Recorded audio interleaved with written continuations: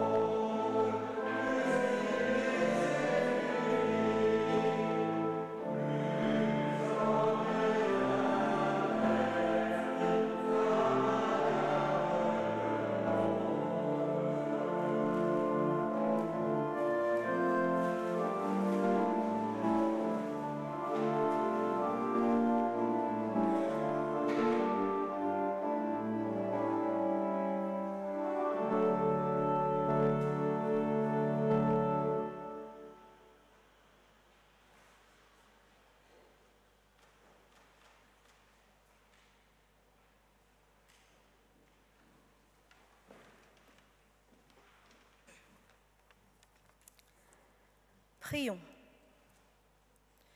Nous t'invoquons, ô notre Dieu, mais ta présence est déjà en nos cœurs. Nous ne te dirions pas, c'est toi, si tu n'avais déjà murmuré en nous, c'est moi. Parle-nous, nous t'écoutons. Amen. La lecture qui nous est proposée aujourd'hui se situe dans le livre des Actes, au chapitre 8, et nous lisons les versets 26 à 39. Un ange du Seigneur s'adressant à Philippe lui dit : « Lève-toi et va du côté du Midi, sur le chemin qui descend de Jérusalem à Gaza, celui qui est désert. Il se leva et partit. Et voici un Éthiopien, un eunuque ministre de Candace, reine d'Éthiopie et surintendant de tous ses trésors, venu à Jérusalem pour adorer, s'en retournait, assis sur son char, et lisait le prophète Ésaïe. L'Esprit dit à Philippe, « Avance et approche-toi de ce char. » Philippe accourut et entendit l'Éthiopien qui lisait le prophète Ésaïe. Il lui dit, « Comprends-tu ce que tu lis ?» Il répondit, « Comment le pourrais-je si quelqu'un ne me guide ?» Et il invita Philippe à monter et à s'asseoir avec lui. Le passage de l'Écriture qu'il lisait était celui-ci. Il a été mené comme une brebis à la boucherie, et comme un agneau muet devant celui qui le tond, il n'a point ouvert la bouche. Dans son humiliation, son jugement a été levé, et sa prospérité, qui la dépeindra? Car sa vie a été retranchée de la terre. L'eunuque dit à Philippe, « Je te prie, de qui le prophète parle-t-il ainsi? Est-ce de lui-même ou de quelqu'un d'autre ?» Alors Philippe, ouvrant la bouche et commençant par ce passage, lui annonçait la bonne nouvelle de Jésus. Comme ils continuaient leur chemin, ils rencontrèrent de l'eau. Et l'eunuque dit, « Voici de l'eau. Qu'est-ce qui empêche que je ne sois baptisé ?» Philippe dit, « Si tu crois de tout ton cœur, cela est possible. » L'eunuque répondit, « Je crois que Jésus-Christ est le Fils de Dieu. » Il fit arrêter le char. Philippe et l'eunuque descendirent tous deux dans l'eau, et Philippe baptisa l'eunuque. Quand ils furent sortis de l'eau, l'Esprit du Seigneur enleva Philippe, et l'eunuque ne le vit plus. Tandis que joyeux, il poursuivait sa route. Philippe se trouva dans l'Azote, d'où il alla jusqu'à Césarée, en évangélisant toutes les villes par lesquelles il passait.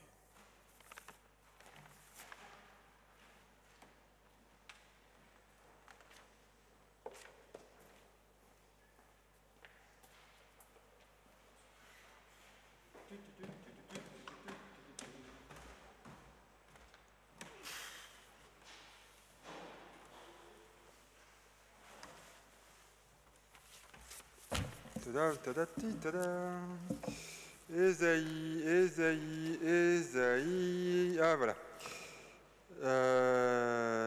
Ouais, c'est bon. Il a été mené comme une brebis à la boucherie, et comme un agneau muet devant celui qui le tond. Il n'a pas ouvert la bouche. Dans son humiliation, son jugement a été levé, et sa postérité qui la dépeindra, car sa vie a été retranchée de la terre. Franchement, je comprends rien. Je comprends rien à ce texte, et en plus, je dois faire cette prédication pour le culte après, mais je comprends rien, et comme d'hab, je suis à la bourre. Oh là là, si seulement il n'y avait pas un collègue pour m'aider. Eh oh, est-ce qu'il y a quelqu'un, s'il vous plaît, les collègues? Je suis à la bourre. Et qu'est-ce que tu fais là?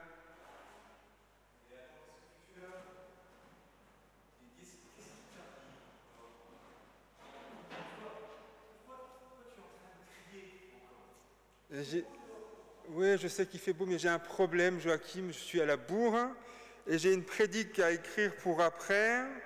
Et juste le texte, moi, j'ai pas envie, en fait. Franchement. Et il est trop bizarre. En plus, comment dire, je vais me faire huer par mes potes véganes et végés. Une brebis à la boucherie, un agneau canton. À ma connaissance, aucun des paroissiens n'est berger. Enfin, sauf Caroline, parce qu'elle s'appelle Caroline Berger. Mais bon, elle n'est plus là. Là. Mais, en fait, qu'est-ce que je vais pouvoir faire? Le seul truc que j'ai, parce qu'on me dit, c'est l'été, bienvenue dans l'été, j'ai une couronne de fleurs, mais je ne fais pas une prédique avec ça, Joachim, quoi. Non mais, enfin, un peu de tenue, ta robe pastorale est ouverte, comment vont réagir les gens? Et puis en plus, tu sais, moi, j'ai pas trop le temps. Là, tu sais que je dois être au Temple Saint-Étienne pour 17h. Il y a un concert. Hein, le public arrive à 30. J'ai pas trop le temps. Bon, écoute, une idée. Écoute, Bon, les gens te pardonneront, hein, après tout, voilà, c'est aussi un culte d'au revoir. Tu viens avec moi, tu descends vite de la chair, là, et puis on y va ensemble, hein. Oh, je pense que les gens te pardonneront. Et puis tu sais, la musique, c'est inspirant, hein. C'est une forme de prédication aussi, n'est-ce pas? La musique, à comprendre avec le cœur, hein, avec les sens, pas seulement avec la tête, hein. Qu'est-ce que vous en pensez, hein? Oui, Joachim, je t'arrête. Oui, mais Joachim, je t'arrête parce que si je vais encore commencer à me parler de musique, les gens vont râler en disant que je commence toutes mes prédications par une chanson pour gagner du temps. Donc franchement, et puis les gens ils veulent des mots M-O-T-S, une prédication, du sens, des mots, des choses à dire, avec la parole, tout ça, religion de la parole, du texte, de l'intelligence, du cerveau, enfin, je sais pas, une prédication quoi.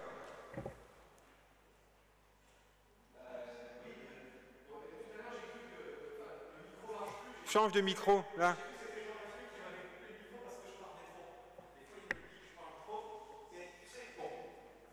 La Bible, hein, c'est d'abord... Jean-Sébastien, calme-toi. Ça va, hein. Ah bon. La Bible, c'est d'abord et toujours, eh bien, une bonne nouvelle, hein. Une bonne nouvelle. Bon, c'est pas rien ça quand même, une bonne nouvelle, hein.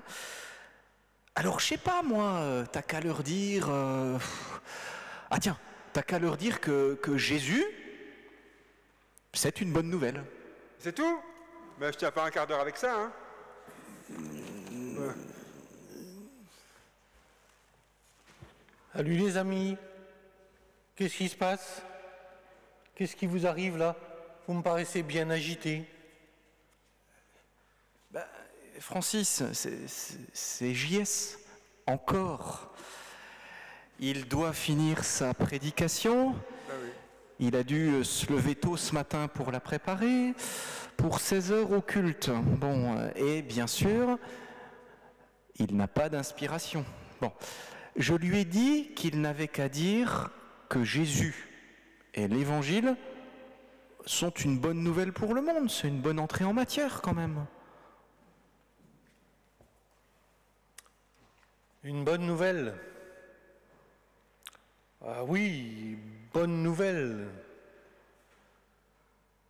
Mais quand je regarde le résultat des dernières élections, ce que ça a donné, et peut-être ce que ça va donner ce soir, j'ai l'impression qu'il n'y a pas grand monde qui croit en la bonne nouvelle.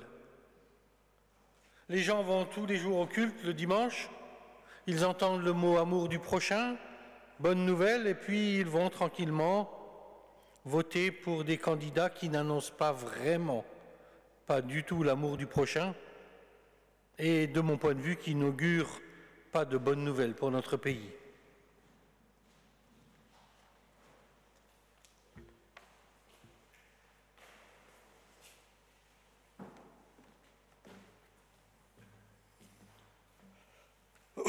Je viens de me réveiller. Vous avez l'air tous stressés, les trois, là. Qu'est-ce qui se passe?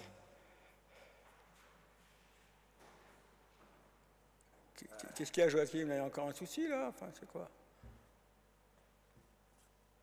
Ben non, mais c'est JS, il a une prédication à faire. Ouais, ça parle d'un agneau qu'on tond, du brebis qu'on amène à la boucherie, et franchement, moi et la barbac... Un agneau conton? Oh, bah c'est de la politique, ça. Parle-leur de politique. Tu leur dis que ce soir, s'ils n'ont pas bien voté, ça va être la boucherie. Et les agneaux que l'on va tondre, ce sont les riches, les immigrés, les pauvres, les femmes, les enfants, ceux qui vont à l'école, les retraités. Non, mais... Ça, c'est de la prédication. Et là, tu vas les intéresser. Non, mais je peux pas leur dire ça. Attends, d'une part, j'ai pas envie de leur faire la morale, quoi. Et de deux, ça serait un abus textuel. Abus textuel, hein. Textuel. Écoutez, franchement, on ne peut pas le laisser dans cet état. On est une équipe. On se serre les coudes. Quand il y en a un qui est en difficulté, il peut compter sur les autres. Ça, c'est pas mal. Ça, c'est un concept. Nous sommes une équipe. Ce qui nous motive, c'est la solidarité. Imaginez que nous appliquions cela à nos paroisses, qu'on se rassemble, qu'on cesse de se dire que ce qui se passe à côté ne nous concerne pas. Imaginez que l'on puisse se dire en Église que chacun de nous compte, que chaque paroisse, chaque paroissien, chaque conseiller, chaque pasteur, s'il est en difficulté, doit passer avant ceux qui vont bien. Ah ouais, franchement c'est une super bonne nouvelle ça. Une église où on commence à faire passer l'unité avant l'individualité. Les humains avant les bâtiments. L'évangile avant la tradition. Ce serait fou ça. Ce serait une église un peu clownesque. J'ai une idée encore, comment on pourrait l'appeler? Parce qu'on est en 2024, il faut des slogans, tout ça, il faut des mots qui claquent, il faut des mots aussi un peu racoleurs, tout ça. On est à Mulhouse, bon, il faudrait qu'il y ait le mot Mulhouse dedans pour qu'on sache d'où on parle. Il faut que ça soit un peu motivant, un peu mis en route comme ça. Ah bah tiens, dynamique mulhousienne. Dynamique? Pourquoi? Oui, dynamique. Dynamique, je te rappelle les fondamentaux. Dynamique, dynamis, l'esprit en grec. Dynamis, pour dire qu'en fait, que ce n'est pas nous qui faisons les choses, mais qu'en Église, on croit que c'est l'esprit qui agit. L'esprit de Dieu, l'esprit du Christ. L'esprit d'unité, l'esprit d'amour. Vous croyez vraiment que c'est possible? Non, mais ça ne marchera jamais. Vous croyez que les gens vont nous laisser faire, je ne sais pas, imaginez, fusionner des paroisses, des trucs comme ça? Non, mais on va se faire massacrer. C'est nous qui allons être envoyés à la boucherie. Et puis, il n'y a pas écrit Jésus-Christ, là, quand même. Hein. Idéaliste, va. C'est pas nous qu'allons faire. Nous, on fait rien. Et je te rappelle que dans nos textes, d'ailleurs, que les pasteurs, ça ne travaille pas. On est payé pour ne pas avoir à travailler. Justement, nous, on ne fait rien. À ce que je pense, que c'est l'esprit qui fait tout. C'est l'esprit qui fera. D'ailleurs, maintenant, ce texte-là d'Ésaïe, je le comprends un peu mieux. Le texte des Actes, je le comprends aussi un peu mieux. C'est l'esprit qui a fait que l'Éthiopien passait par là, et que quand il passait par là, il s'est senti appelé à ouvrir la Bible. C'est aussi l'esprit qui a fait que Philippe passe par là, là où passait l'Éthiopien, justement, et c'est l'Esprit qui leur a donné de voir dans ces événements la présence de Jésus-Christ. C'est l'Esprit qui a fait naître le désir du baptême en l'Éthiopien, en voyant de l'eau. C'est l'Esprit qui a enlevé ensuite Philippe pour que l'Éthiopien poursuive sa route, non plus en suivant Philippe, mais Jésus-Christ seul. Oui. C'est par l'Esprit que j'ai eu la joie de rejoindre cette équipe de la dynamique mulhousienne. C'est par l'Esprit que nous avons vécu ces 2 dernières années ensemble, il faut le dire, en harmonie. C'est l'Esprit qui vous a conduit maintenant ailleurs, qui aura conduit et qui conduira ailleurs, JS et Jean-Math. Et c'est par l'Esprit que nous accueillerons, et là aussi c'est une bonne nouvelle, un nouveau pasteur à la rentrée. C'est l'Esprit, et ça j'en suis convaincu, qui conduira nos communautés sur des chemins nouveaux, renouvelés. Moi aussi, c'est par l'Esprit que je me suis senti appelé à rejoindre cette équipe de la dynamique. C'est par l'Esprit que nous nous sommes soutenus durant ces années. C'est l'Esprit que j'ai vu à l'œuvre ces derniers mois, appelant nombre d'entre vous à s'engager pour rassurer mes peurs de la rentrée. C'est l'Esprit qui nous a soutenus durant ces années, qui m'a soutenu durant mes années à Mulhouse.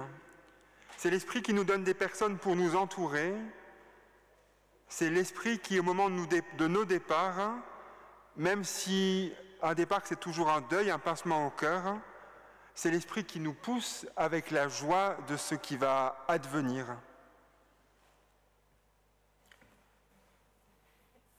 Moi aussi, je sais que c'est l'Esprit qui était derrière tout ce que nous avons vécu.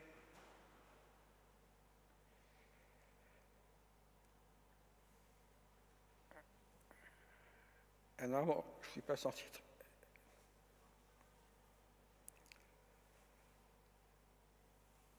C'est l'Esprit qui me met un peu de l'émotion, et c'est pas normal.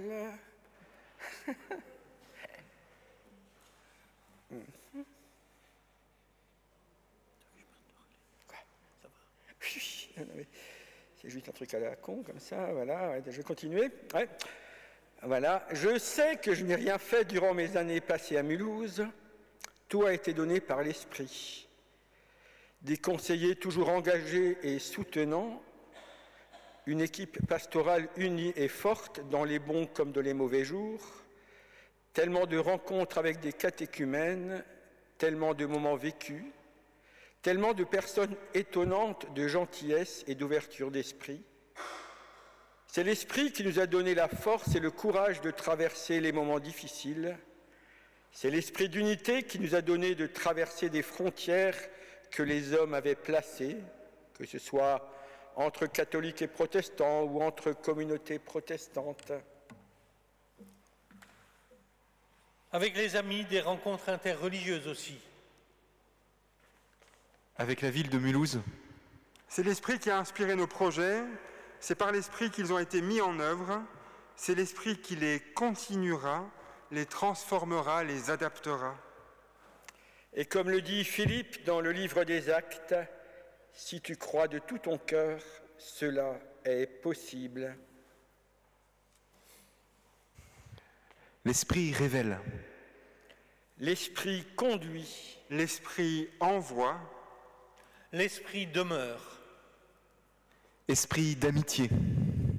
Esprit d'unité. Esprit de créativité. Esprit de liberté. Si tu crois de tout ton cœur, cela est possible. Amen. Amen.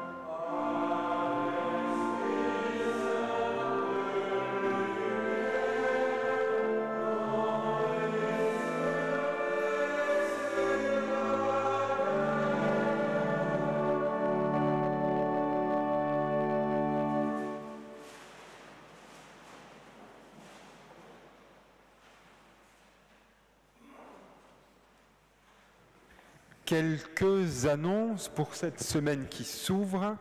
D'abord un retour en arrière sur la semaine dernière. L'évangile de la résurrection a été annoncé ici même à 2 familles, une mardi matin et une autre mercredi matin, à l'occasion des cultes d'action de grâce pour la vie de Jacqueline Den Hartog et de Janine Hermel.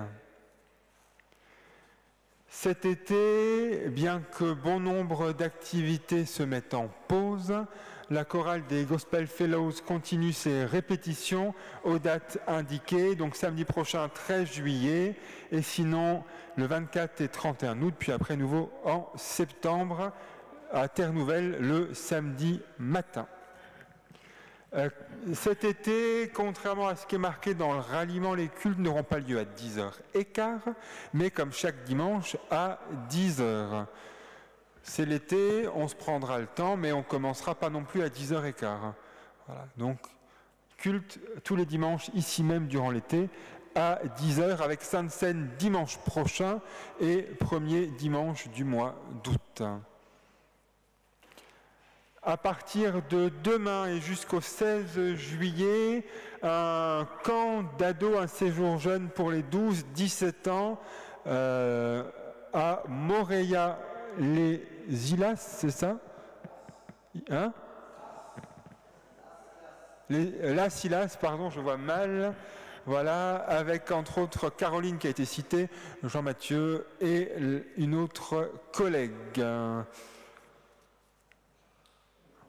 Voilà. Est-ce qu'il y a d'autres annonces à partager? Contrairement à ce que certains ont pu entendre, le barbecue était à midi et non pas après le culte. Donc il n'y aura pas de deuxième barbecue ce soir. Mais même s'il reste de la viande, on pourrait. Voilà. Donc du coup, la question se posera d'un éventuel barbecue durant l'été, mais ça, on en discutera encore ou pas, ou à la rentrée en tout cas. Mais il n'y aura pas de deuxième barbecue ce soir. Voilà. Mais il me semble, je regarde Adidja, est-ce qu'il reste du café? On peut vous donner un café, par contre, après le culte. Voilà. Ça, c'est important quand même, le café. Voilà. Oui. Le 22 ? 18h30, 20h à Saint-Marc, dernière étude biblique de l'été, 22 juillet, et culte à la maison d'Olphus, 3e jeudi du mois de juillet, pas au mois d'août à 15h. Le programme du temple Saint-Étienne est disponible à l'issue du culte. Joachim y est déjà parce qu'il y a un concert à 17h. C'était pas une blague de la prédication, c'était une vraie réalité. Voilà. C'est aussi une blague, mais c'est aussi une réalité. Voilà. Donc n'hésitez pas aussi à profiter de ce lieu de fraîcheur qui restera frais, même si un jour, on ne sait pas, ça peut arriver, la canicule devrait arriver. Voilà. C'est maintenant le temps de l'offrande, que notre offrande soit source et semence de vie.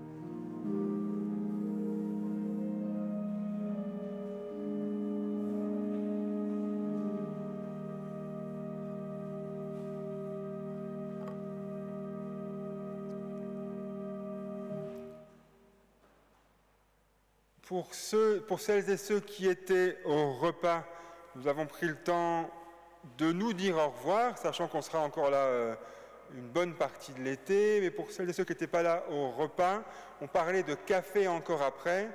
On ne partira pas tout de suite, sachant qu'on a encore du rangement, du temps de midi. Donc on est proposé pour celles et ceux qui le souhaitent, encore un temps où on puisse discuter dans le jardin à côté, ici, voilà, pour clore ce qui est à clôturer.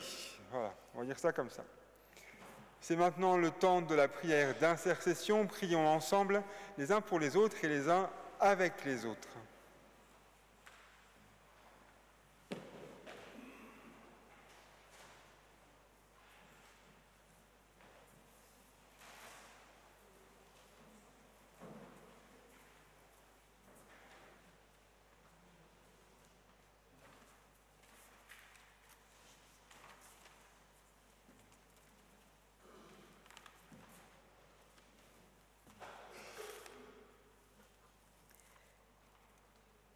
Je crois vraiment que c'est l'Esprit qui a permis que je me repose au retour du culte à Guebwiller pour avoir la force de dire ceci.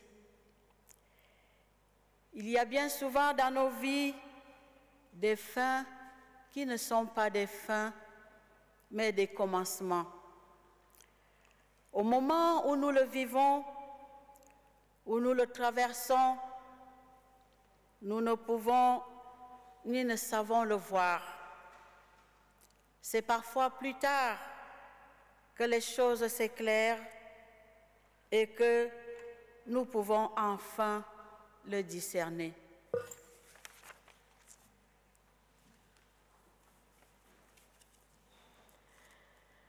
Dans la Bible, bien des événements parlent de cette réalité. La croix n'a pas été une fin de la vie de ton fils, mais le commencement d'une vie nouvelle que, sur le coup, personne alors n'a su voir.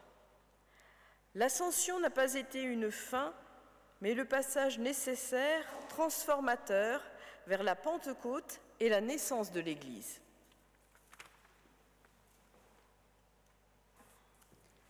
La vie est une succession de fins et de commencements, d'étapes, de passages, de fins nécessaires pour pouvoir transformer et commencer encore à vivre. Comme la fin d'une année marque le commencement d'une autre, comme le départ d'un endroit annonce l'arrivée ailleurs, comme la fin du modèle paroissial, un temple, une paroisse, un pasteur, a permis la création de notre communauté, nous te louons, nous te bénissons, Seigneur, pour nos fins qui annoncent nos commencements.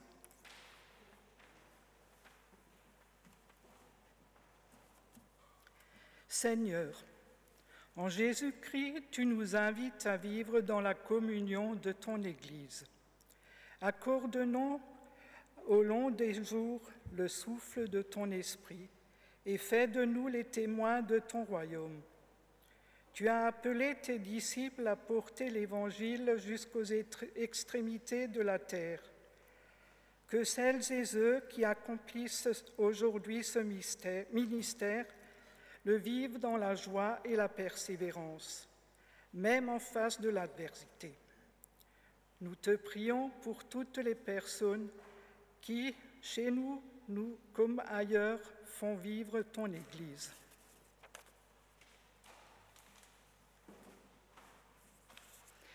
Et toutes nos prières, nous les déposons entre tes mains avec les mots de ton Fils Jésus-Christ, prié par l'Église de tous les temps et de tous les lieux.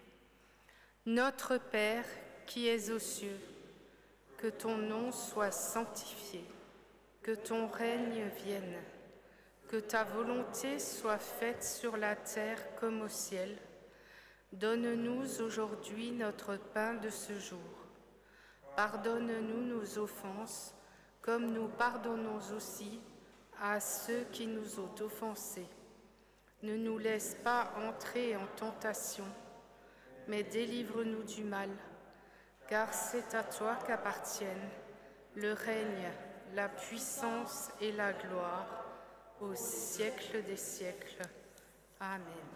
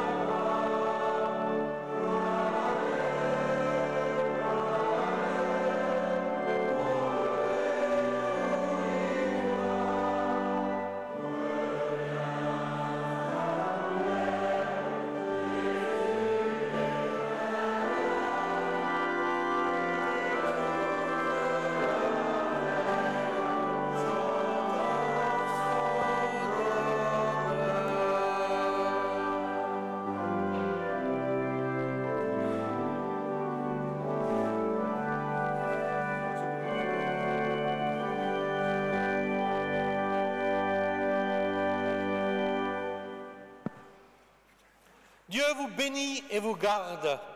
Il vous accompagne. Le Christ ressuscité est avec vous tous les jours jusqu'à la fin des temps. Solidaire et rayonnant, allez dans la joie de l'Esprit. Amen.